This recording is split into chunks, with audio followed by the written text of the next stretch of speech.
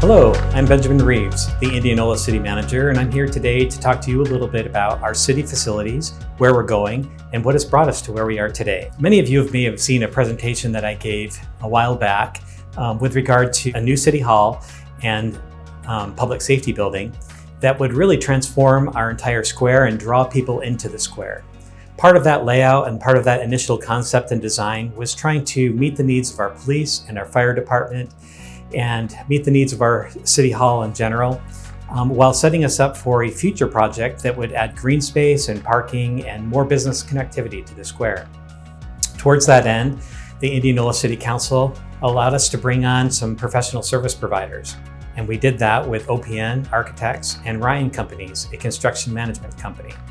And we followed the new state law, Construction Manager at Risk, to be able to bring those two professional service providers on to help us with our design and our layout and our planning.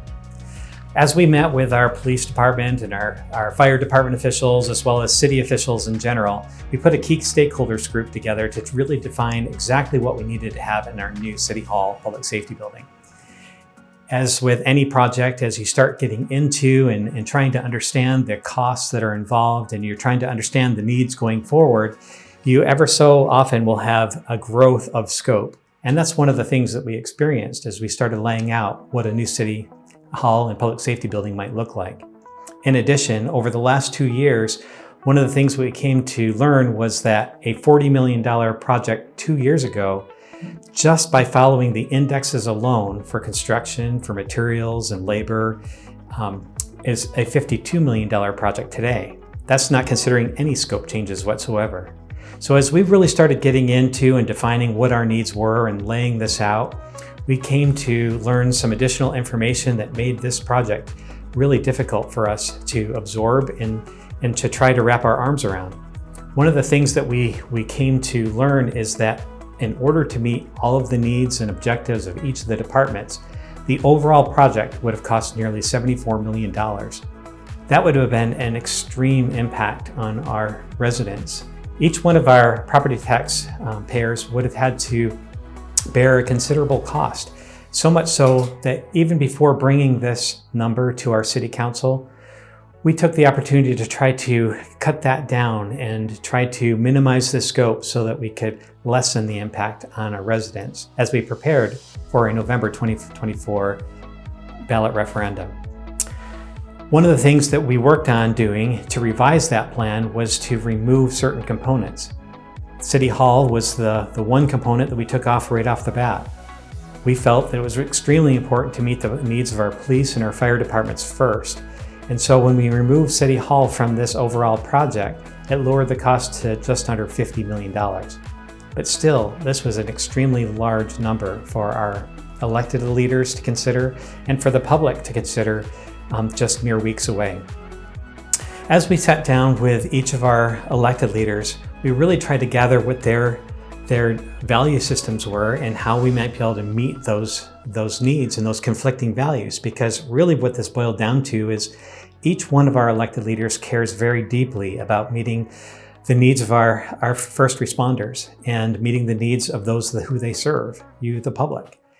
And yet, at the same time, we have to balance those needs for maintaining a high level of service with the ability to pay for that service. And so each of the elected leaders had to come to grips with the costs that would be involved. And is this the right time and the right project, the way we have it laid out? Some additional pieces of information came to the forefront as we were going through and trying to determine which direction to go. One of those two pieces of information was the new county land exchange. And who would have thought that we would have such a great working relationship with Warren County moving forward and trying to meet their needs and our needs by the exchange of some pretty significant parcels that really has opened up our minds for the possibility of seeing our community transform from the inside out. And at the same time, supporting Warren County.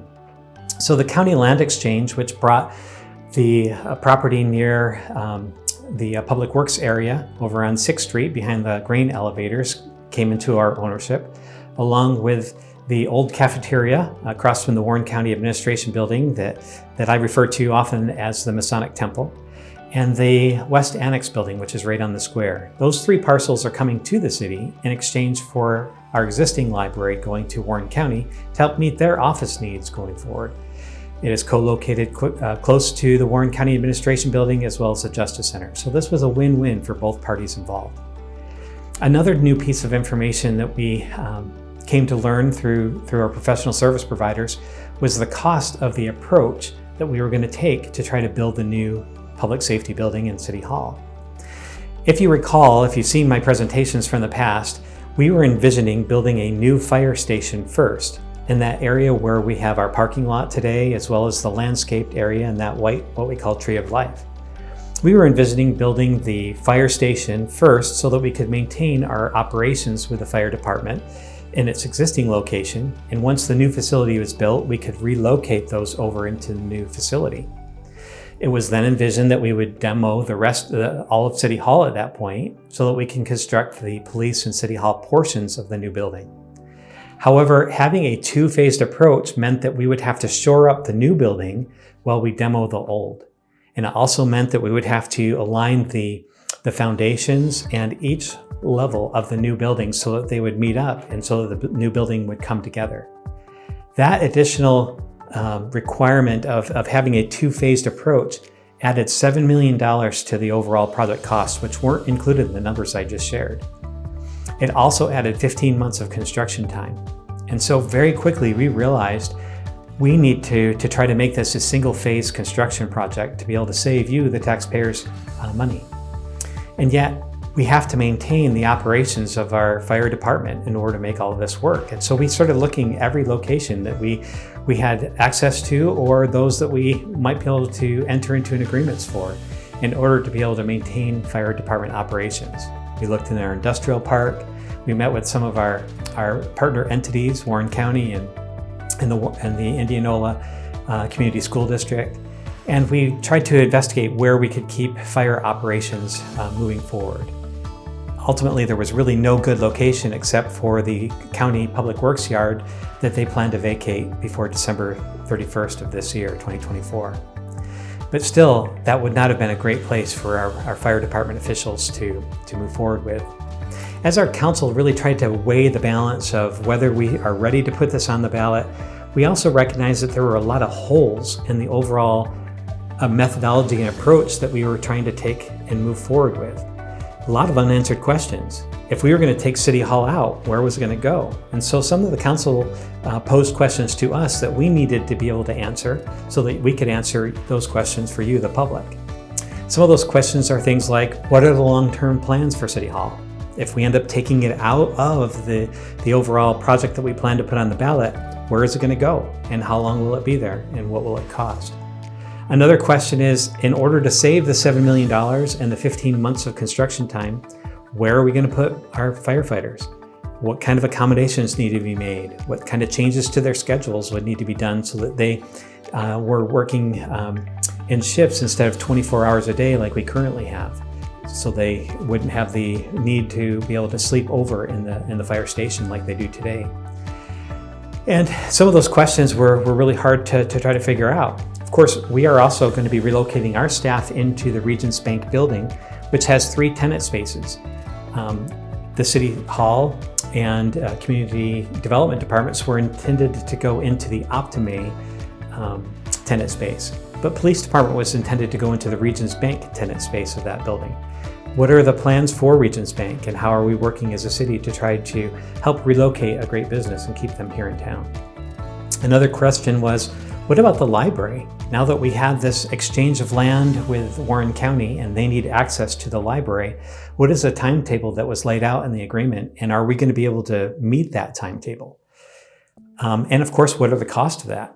It's our vision that that library would move towards and be relocated on the Somerset Trail over in the 6th Street area behind the grain elevators and act as an anchor to an overall community revitalization area to a blighted industrial area of our town. And so being able to relocate that library over there meant we needed to clear that land off, and we have our public works yard there today. And of course, the county has its yard there as well. They're moving theirs out by December 31st out to Nevada Street over by Lake Aquabi. And so those are some of the questions that we had to try to figure out, is where are we going to move our public works in order to make space for the library? And what are the long-term plans for our public works officials and equipment today? Our streets department, our stormwater, as well as our parks department are all out there on the 6th Street area. And we have all of our snow plows and salting trucks and everything else that is there and would need to be relocated. What's our plan to try to take care of their needs in order to facilitate the library in this whole plan? And then lastly, what happens if this fails at the ballot box? One of the big concerns is if we are looking at all of these plans and these plans need to be modified even in the least, if we take this to the voters and the voters end up voting it down, that would make any alternative plans more difficult because we would have lost your support along the way. And we wanted to make sure that we address that by pivoting now up front and being more fiscally sound with a different approach that could help maybe phase this project and come up with a vision to meet all of our facility needs citywide over the next 5 to 6 years. That Plan B is something we're calling Vision 2030, the City of Indianola's holistic facilities plan. And we're working on the development of that plan today. I'm going to share some of the initial recommendations, but it's important to note that those are still being evaluated and we're still working on the final refinements of where that might go. The biggest issue we have when it comes to public projects and overall project management of any project is you have certain critical path items that need to be addressed. You might hear that word critical path used as I give this presentation, but really all that is a prerequisite. What do I have to do to remove an obstacle for something else to occur?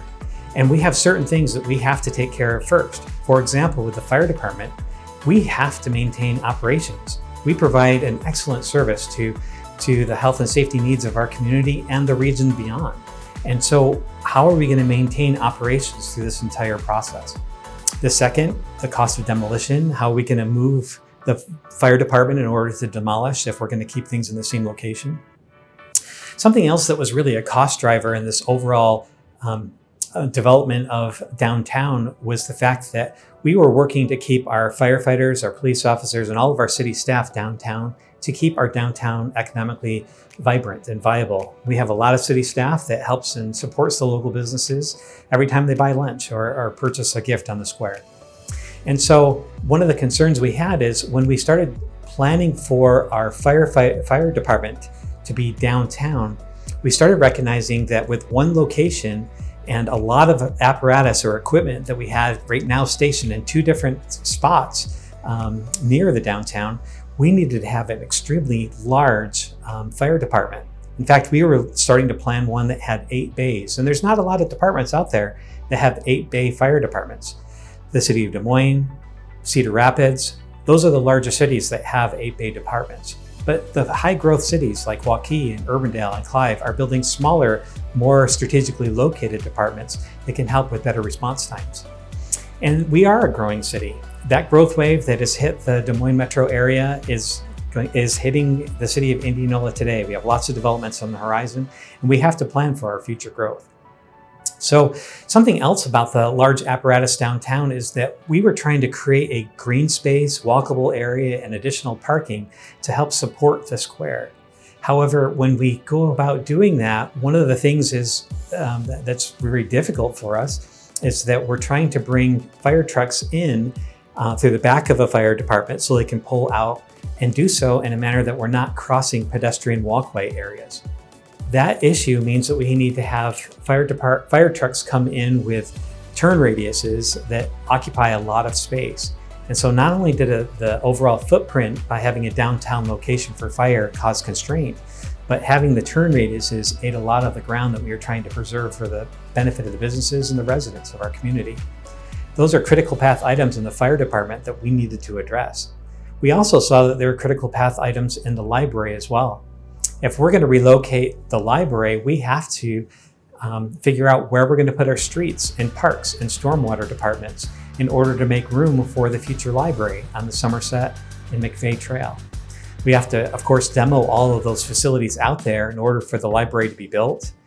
We have to do a lot of conceptual planning and designing of the library so that we can start an effort to get community engagement and donations moving forward to help us fund the overall library. And also there are some legislative constraints that we're trying to overcome as well, and I'll talk about that in a few minutes. So when we started looking at the overall project, we recognized that under a general obligation bond, it becomes very difficult because we're trying to address only certain components, but there is a lot of questions that still need to be answered.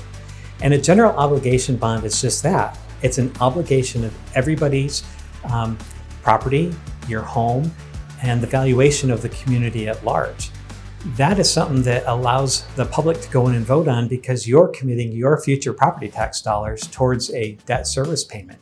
It's called a general obligation bond, and hence the need for a vote. But we started looking at, are there other ways that we could fund certain portions of the project to keep us moving forward, to remove some obstacles, to be able to address the critical path items and do so maybe with an additional or different funding source?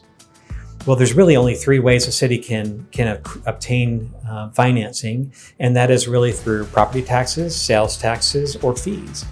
But sales taxes and fees are a revenue, and there is another form of debt service that the city could look at, and that is called a revenue bond. A revenue bond is basically the ability for us to bond against a revenue stream. It's something that doesn't require a vote of the people because it's just simply that, something that the council can vote on, obligating its future fees towards the payment of a debt service. And so we started looking at our debt capacity and what we could do with the resources we already had on hand without raising property taxes. And so, there are some benefits. First of all, we're coming right up to the deadline now of a November 2024 ballot referendum. And there's a lot of communication that would need to be done to educate the public along the way. And that would just seemed insurmountable at this time with so much in motion. Could we do certain aspects of the projects with a revenue bond and do it on a timetable that doesn't have as much pressure because we're doing things more thoughtfully and mindfully along the way? And so we started looking at our capacity, and basically we have two options. The city right now could bond up to $24.5 million over a 20-year period, or we could bond $30 million over a 30-year period. For the sake of this presentation, I'm going with the $24.5 million model with everything that I'm going to show throughout the rest of this presentation. But there are some questions that are coming up about what could the city do to address other departmental needs if we went for the full 30 million. And so I'll go forward with both. First things first is we need to take care of our fire department's needs while keeping them up and operational. And so we started taking a look at maybe going a different direction with the fire department. If we take fire department out of downtown, then we can address some of the needs that we have within our community while keeping them up and operational in their current facility. And so we started looking at various locations on the north side, and we are looking now on the west side as well for future stations. It is envisioned that if we build a new fire station and we go forward under this model, that we would need future sub-locations as well. There's some benefits to having multiple locations and how that could benefit our community even more so over the long term. First of all, it's better for future growth. As our community continues to grow north and continues to grow west, we will have better response times by having multiple stations that can be built on different timetables as the community grows at a time that's right. Second, in addition, it's also better for disaster planning. If a tornado were to come and hit our fire station, the likelihood of it hitting both stations is much lower. And so having a diversification and a separation of our fire stations is better for our overall emergency management. It's better for downtown planning. It removes a large apparatus out of the downtown area and means that when we plan for a new city hall and police department, we can do so without all of the constraints that the large trucks create on the square. Also, by building a fire station in a different location, we don't necessarily have to end operations, and so it takes care of all of the temporary operational needs, and it saves us that $7 million in the 15 months of construction time. And then a phased cost approach, there's some real benefits to that because we can build smaller stations that meet our needs today and build the next one in the future when we can afford to do so. Of course, there are drawbacks. By moving the fire department out of the downtown area, We lose a little bit of the vibrancy that we were hoping to maintain down on the square.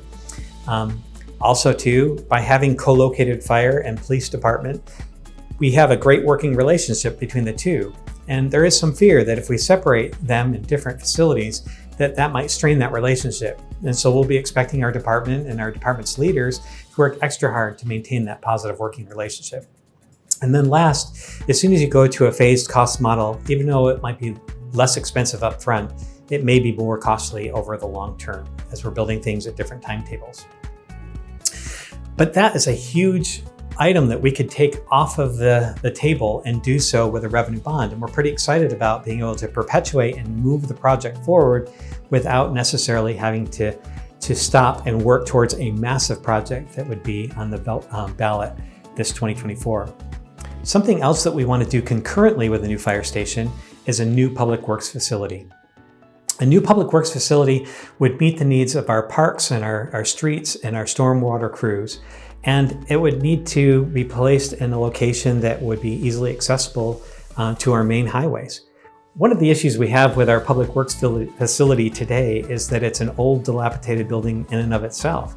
It's on the Somerset Trail and it's called blighted for a reason. Our facilities out there are pretty bad and they need to be addressed, and our public works crews really do need a great place to work. And so we started looking at the various locations where the city owns property. And the most ideal location is behind the activity center out on our west side on Route 92, 2nd Avenue. The city owns 5 acres out there, and by relocating our public works out to that area, we can co-locate our parks and our recreation crews. And for our streets crews, they have great access to Route 92, 2nd Avenue, with all of their snowplows and salt trucks to be able to take care of the needs of our community. It's much better than some of the other locations we looked at, like the brush facility. It has topography issues and it's in a residential neighborhood. Areas to the north, even our old sewer treatment plant, all of those locations were kind of too remote. This was the ideal location in town. What you see on the screen is pictures of a public works building I built in 2018 in my last community. It was a great project. It was $2.2 million, and it met the public works needs in that community ever since it's been built. However, recognizing that we need to bring extra infrastructure, a roadway in behind the activity center, and recognizing that costs have increased significantly since 2018, my guess at this facility today would cost about $5 million. But what are some of the benefits of being able to build a public works building concurrent with a fire station? Well, one, it's, like I said, easy access to 92. It's city-owned land. It centralizes our parks operations. It removes operations from the 6th Street sub-area. This is all by the Somerset Trail. And it removes the obstacle for the library so that the library can move forward with its plan and its design. Of course, some other prerequisite things, some smaller things could also be done.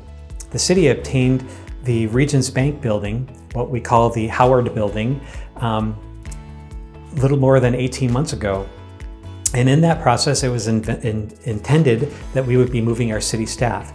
We can start to build the walls that are necessary, remove the old carpet and do some painting and build some new office spaces and make it so that we can relocate our city staff and community development departments out of the old city hall. This would give some wiggle room for our police department and our fire departments to be able to expand while this overall project moves forward. That is another phase that we want to try to accomplish within this initial bond. Lastly, we need to relocate all of our staff. As soon as the fire department is built, we can relocate our fire department out of the downtown area.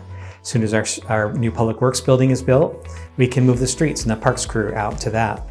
As soon as we update the tenant spaces in the Regents Bank building, we can move our administration and community development staff out and give everybody a little bit more space to work with. And all of that works together so that we can prepare for the future. Now, this is where our plan starts to go in 2 different directions. Initially, I'm envisioning taking a $24.5 million plan to plan for a future City Hall police department. But there are others, as I've been sharing this plan, that would like us to see and explore the possibility of making updates and upgrades to the existing building out there to meet our long-term police department needs. But for the sake of this presentation, I'm going to start off by saying one of the ways that we could prepare for a future bond for a city hall and police department alone would be to demolish the old city hall. That's a huge obstacle, and there's a lot of unknowns. There's how much asbestos might be in the building, or did it have any impacts on the soils in the area? We can get a lot of those unknowns by demoing the building ourselves and getting that taken care of. And of course, there's one other prerequisite that we were trying to accomplish, and that is we are trying to create a much larger space to plan for a new city hall and public safety building with its parking and green space that would draw people into the square. But in so doing, we are planning on shutting down First Street. That is that road right between the square and City Hall. In order to do that, we have some infrastructure there that could be rerouted. And so that's another prerequisite item or critical path item that we could take care of under this initial $24.5 million bond. All of that I just shared is what I would call phase one, taking care of those things that we can take care of with the resources that we have and the capacity that we have to bond under revenue stream. Something else that we want to try to take care of under a different methodology is the library's needs, and I would call that phase two. So we've taken the library that is currently out in a residential neighborhood with a lot of green and trees, and at one point what was planned there would have been a very large building that would have been fairly impactful for the community at large. We tried to address that by acquiring additional parcels so that we could make it less impactful on the neighborhood. But we've always been under certain constraints, trying to match up the brick and limestone architecture and the added costs that it took to be able to add additional lands to the area. And so when this whole concept of the land exchange took place, we started thinking about how this could really revitalize the whole 6th Street area behind Hy-Vee and the green elevators, and how it really could tie our trail system all together. Right now, the Somerset Trail ties all the way up to Carlisle and through Easter Lake into Des Moines.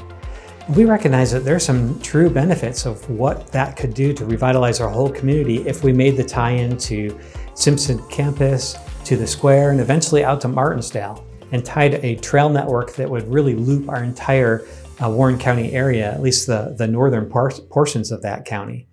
And so this could be a benefit countywide, and we really wanted to look at how we could get that portion of our community revitalized, and a new library/community center is something that could do that. I threw in there /community center because one of the things that our elected leaders and some of the community leaders have talked about is the need for gathering spaces. And having a trailhead and having a place, a venue for the community to gather outside of the library itself, even a place to rent and have a wedding or whatever it may be, was something that our community really needed. And so we've really looked at this as that anchor to that neighborhood. And so one of the things that we had to figure out is how to go about affording this type of an amenity in our community. You know, last time we had a new library built in the 80s, it was 100% donation driven. And we know we have some great benefactors, people who love our community and are willing to invest in our community. And yet I can't go up to those people and ask for donations and ask for commitments without having a picture to share, renderings and cost estimates. And so one of the very first things that we need to do is to do some community engagement, work with the Friends of the library board, our library staff, and our community at large about what should be included in that library, how it should look, how it fits into the overall plan, and what should we include. Those are the type of things that we needed to put in place, but we have to create a vision first. And so I envision that the tax dollars that would go towards this project would be just for that preliminary design and the cost estimates and renderings. From that point going forward, we'd like to take a three-pronged approach to trying to meet the financial needs for this library. The very first thing is we need to go after donations, and we'd like to ask our friends at the Friends of the Library to start working on donations. Everything from naming a brick for a small donation to naming a bench or naming a room, a children's library, or the overall building itself. This is a legacy for our community to enjoy for years and years, decades to come. And so everybody has a vested interest when we all contribute a little bit together as much as we can afford. I think that's an essential component of making this a great community gathering space. And if we can do enough to at least be able to earn to gather enough money to be able to put the materials together for the library, that would be a huge win for us.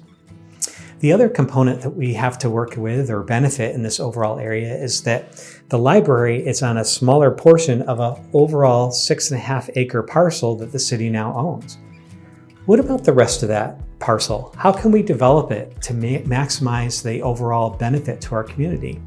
This is something that's on the Summer Trail, a great amenity, and so it could be an area that has restaurants and bars and walkable neighborhoods, additional residential, and making good use of the elevators and all the different things that area could provide to make it so that it becomes another heartbeat within our community. Well, all of that property right now has zero tax base. It's all municipally owned or was owned by the county. And so being able to upzone it, being able to get it into the hands of the private sector would create a profit or create a revenue stream that can help pay for this building as well. That's our goal and intent here, is to be able to not impact our residents. The third part is what's called a public-private partnership. And this is where we're going to lean on our elected representatives at the state legislature. Right now, public-private partnerships are not allowed in the state of Iowa, but we really think they should be. Getting things into the hands of the private sector is of benefit to all of us. And it's something that I think our state legislature would be able to align themselves behind. It's a principle that they believe in, privatization.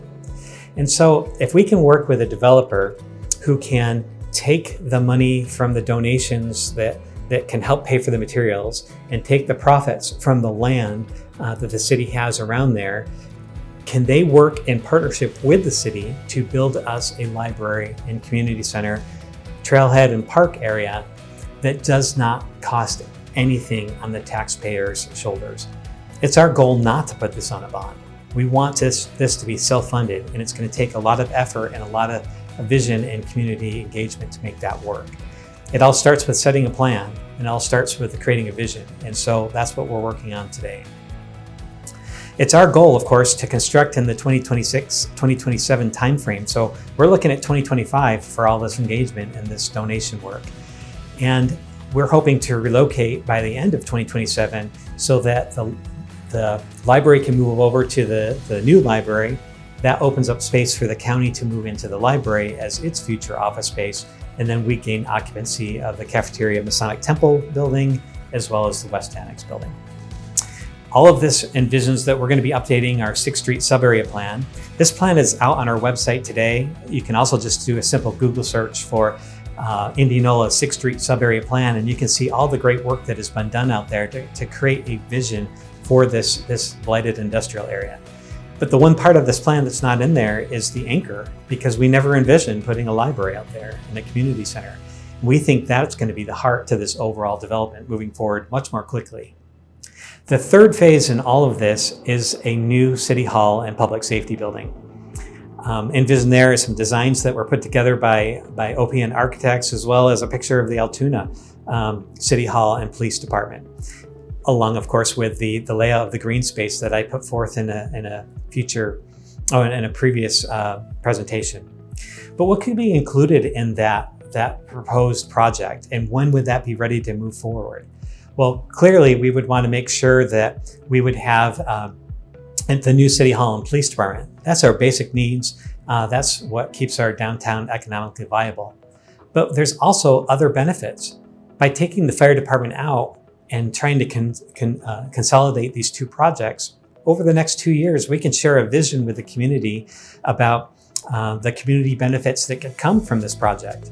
Immediately addressing the placemaking and green space needs, the interior gathering spaces that would be afforded by a city hall right there on the square, meeting spaces and training spaces that could be utilized by our businesses and our overall community. Of course, business connectivity and working with our new Main Street designation, new Main Street director that is yet to be named, as well as our Indianola Chamber of Commerce and Warren County Economic Development. All engines are firing in the same direction now, and being able to have good connectivity through City Hall would be fantastic. And of course, adding parking to the square is always of benefit. Those are some of the things that could be put into a new City Hall. And it's our vision right now, if we were to go this direction, to do that in November 2026. That means we can have a lot of community engagement. We can talk about this. We can tweak it as we go along to make sure we're addressing everybody's needs and concerns. And we have plenty of time before asking the voters to get behind this type of a project. Of course, this is one way we could move forward. And there's another way I'll be talking about in just a moment. But for now, it's important to recognize that this Vision 2030 addresses a lot of our facility needs going forward. But there's still going to be future projects. Some of those I kind of touched on, such as the Martinsdale Bike Trail. I really see that as a great Warren County project to take on, and we sure want to work with them to help make that a success. It's going to benefit every one of our communities, from Carlisle to Indianola, out to Martinsdale, up to Norwalk, and the tie-in to Cummings as well. So this is a real benefit. It's kind of like the High Trestle Trail for Warren County.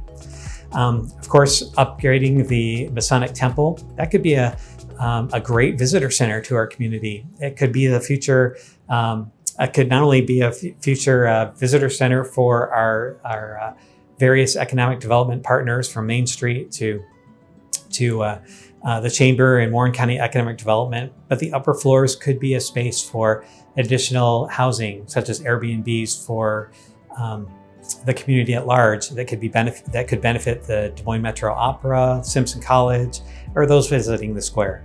Of course, we would like to see the overall benefit to the trail through the creation of new businesses along the trail. And then, of course, there's also the West Annex building. The West Annex building has always been something that the city considered to be vital to the future of our square, by taking an older building that was not being used for economic development purposes and taking that and converting it into a retail and Airbnb use. It's got some structural concerns that we would like to address, but we really would like to flip that so that we can get it into the private sector hands, so that it can create jobs, it can create a property tax base, and it can create sales taxes in our overall community. Those are some of the future projects that we want to look at as well. So there's a lot that we just talked about, and I'm going to rehash those really quickly under the timeline that we have before us. So the very first thing that we need to do is determine what direction we're going and what projects we're going to take on. And so that's what the council's working on right now. But it's envisioned by the calendar year end, we will be issuing a revenue bond. More information will come out about that in the near future. But we have two concurrent projects that we would like to fund with those bond proceeds. That would be for the new fire department and the new public works building. And so we need to start the design efforts for those two standalone structures. Of course, we are already actually in the process of remodeling the Optime tenant space, and we'll be working with Regions Bank tenant space in the near future. We're kind of doing the demo work right now and preparing for a bond to go forward, so that we can put a little bit of money in there in order to make us have an acceptable space for us to relocate our staff, but we don't want to put too much money in the event that we do take that building down. Of course, we have to relocate our staff. We do have to demo this old City Hall, and we need to relocate the utilities. And all of that is under phase one, under that initial $24.5 million. Now I'm going to stop there because there is an alternative direction that we might have. And that is, as I was sharing this with each and every department along the way, the one department that was impacted the most was our police department. Of course, our City Hall needs to be patient, and all of our community development and administrative staff, we had always envisioned that we would be last in this overall mix. But our police department was hoping to have their needs met right away with a bond initiative in 2024. And so asking them to wait was a real challenge, and it was a hard meeting to hold, to be able to share that we need to be patient and do things in a digestible and phased approach to make it fiscally responsible for the residents that we serve. And so one of the questions that came out when we started talking to the police department was, well, what if we go the $30 million route instead of the $24 million route? It doesn't change our payment, it just extends the duration of that bond. And what if we took that extra $5.5 million and we put it into the old City Hall? And instead of demoing it, we make it a future police department, standalone. utilizing the bays for our police vehicles. Of course, there's some significant issues with that building. There's HVAC problems, old boilers, old roofing, windows that need to be replaced. We need to basically button up that entire structure, and that could take a good chunk of that money. But for $5.5 million, the real question that's on the table for us right now is it worth putting that money into that building, or should we go towards a new building that's going to last us decades and decades to come? If we do put $5.5 million into that building, it's something that we want to have that return on investment. And so it's going to be a long-term facility. In order to make that determination, we've asked Ryan Companies and OPN to really do a deep dive on that building. In the past, we looked at that building for possible investment when we were looking at it as an overall city hall, fire, and police. And it was way too costly. And it was mostly related to the fact that we were trying to keep our fire department apparatus downtown. But if we're looking at it with a new set of eyes and recognizing that maybe we don't have to go this direction and that could only meet our police department needs, what would $5.5 million do to that building? And so that changes our whole mindset on which direction we go with our revenue bond, and if we even need to relocate or demo the old city hall. So those are the type of things that we're going to figure out in the next few months ahead. Of course, phase 2 of our overall plan is the preliminary design of a library community center. We're going to do a lot of community engagement. As soon as we get the fire department and the public works buildings designed and get those projects moving forward, we envision going through that community engagement period on the design of the library. Of course, that sets the stage for us to do a lot of donations, to be able to work with the state legislature and our partners there, the League of Cities and Towns and others, to try to see what we can do to try to advance a plan that would not burden our taxpayers, so that we can build a new library community center, and we can do so without having a ballot referendum for that project. And then lastly, if we end up demoing the old city hall and we going forward with the plan that was initially laid out, we would need to work towards a future bond referendum for a city hall and police department building that also incorporated into it the green space and the parking that our business community and our square so desperately desires. And so updating all of our plans and really having a robust 2-year communication effort would help to lead towards an overall GO bond in November of 2026. And that would allow us to build the new City Hall, Police Department, and green space shortly thereafter. Those are our 3-phased approach. That's Vision 2030 that's under consideration in the design right now. We do envision that this is going to evolve over time. But the reason that we like it so much is because in the past, we have often gone to the community at large and asked for large sums of money in hopes that you're going to get something that you believe that you're going to get and be able to enjoy at the end. And sometimes we haven't always met the expectations along the way. I love recently how our city council worked with the community out by the K Street area, where we had a $7.2 million road project, and how impactful such a large project would have been to the neighborhood and to the community at large. And I love that our council took the time to stop, to listen, to change its design standards and its approach, to pivot, and to work with the community members out there to put in an asphalt road to a rural area, and to do so by saving millions of dollars along the way. That $7.2 million project went down to $2.9 million. And the amount that we assessed the residents out there also considerably dropped. That was good governance. That was working with the public, and that was listening along the way. I love this approach, a phased approach, to try to meet our facilities needs, because we can build trust with each well-managed project along the way. We can do so in a fiscally sound, responsible manner, so that we can build your trust before coming to ask you for more support in 2026, if in fact we go that direction. As a youth, I always enjoyed playing chess. That was one of my favorite games growing up. I love playing with my dad, and it has great memories for me. But as a chess player, I always recognize that the first move is the move that you have the greatest amount of control. And the second move and the third move, you start reacting to some of the things that are happening to you. And with each subsequent move, exponentially, we might evolve and change. I've laid out a plan and a vision, something that I've worked very closely with our elected leaders to develop so that we could present to you, the public, something that we could work towards and work together with as a community. But we recognize that every single time we share this vision and this presentation, new ideas might come up, and we might need to pivot and we might need to change ever so slightly under that exponential model. But in the end, our objective is the same. Our objective is to win that game and to do so in a fiscally responsible manner. That is our vision for 2030. As soon as we're ready to roll that out formally, we will have that ready for dissemination, and we'll share that information with our entire community. Thank you so much for your time and listening to this presentation.